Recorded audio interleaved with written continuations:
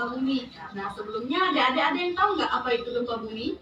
Ada nggak yang tahu? Bumi yang bergoyang-goyang kan, Bu. Oh iya, benar. Ada yang tahu lagi apa? Gempa bumi? Bencana alam ada ini ya, Itu semua benar ya, Dek, ya. Nah, di sini saya jelaskan lagi, Dek, ya.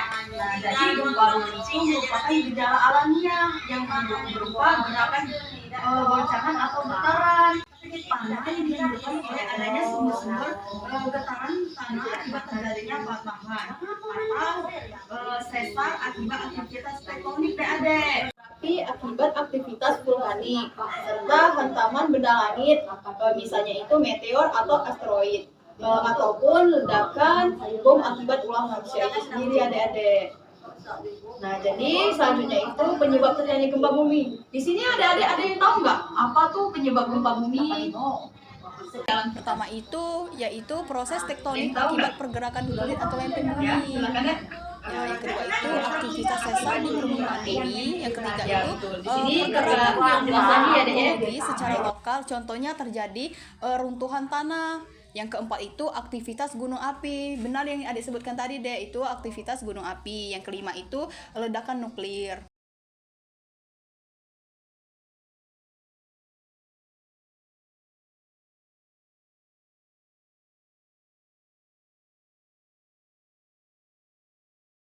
Nah, adik-adik tadi kan sudah kakak jelaskan tuh pengertian gempa bumi itu apa, penyebabnya juga apa, terus apa saja sih yang kita lakukan saat terjadi gempa bumi, terus apa saja sih penanggulangan ataupun yang kita lakukan setelah terjadi gempa bumi itu. Nah, dari penjelasan kakak tadi ada nggak yang kurang mengerti atau ada yang ingin adik-adik tanyakan tuh jika belum jelas? Boleh. Bu, izin bertanya, Bu. Ya, Dek, silakan. Gimana kalau lagi berkendara, Bu?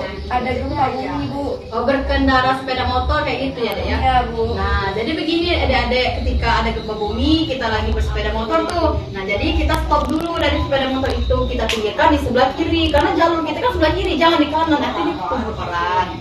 Nah, dan juga hindari, misalnya kan ada pohon tuh, ada pohon di atas jalan itu, jadi hindari pohon yang ada rantingnya, ya, karena kan pohon yang ada rantingnya itu kan rantingnya sudah mati, Dek. Jadi ketika ada getaran kemungkinan dia akan jatuh.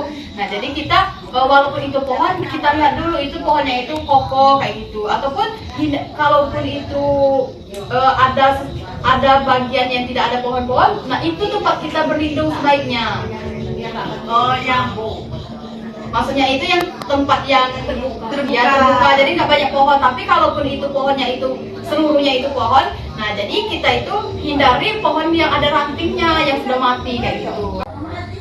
Bu, ini bertanya lagi, Bu. Ya, silakan adik. Kalau misalkan lagi di tengah sawah, Bu. Nah, kalau di tengah sawah terjadi gempa ya, Dek, ya. Nah, kita jangan panik. Jika sawahnya itu dekat dengan gunung berapi, maka kita berlari, adik-adik, berlari menjauhi gunung api itu, karena takutnya nanti itu ada letusan gunung berapi juga ketika ada gempa, kan tadi sudah dijelaskan kan. Nah, kayak gitu. Tapi jika tidak dekat dengan gunung berapi, adik-adik langsung saja diam di tempat itulah, jangan panik. Intinya jangan panik. Kayak gitu deh, adik. Nah, adik-adik ada yang ingin ditanyakan lagi atau ada yang ingin tanya?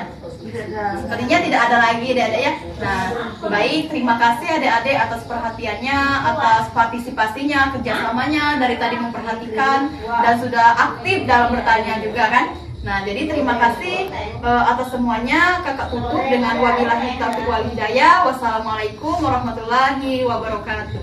Waalaikumsalam warahmatullahi wabarakatuh.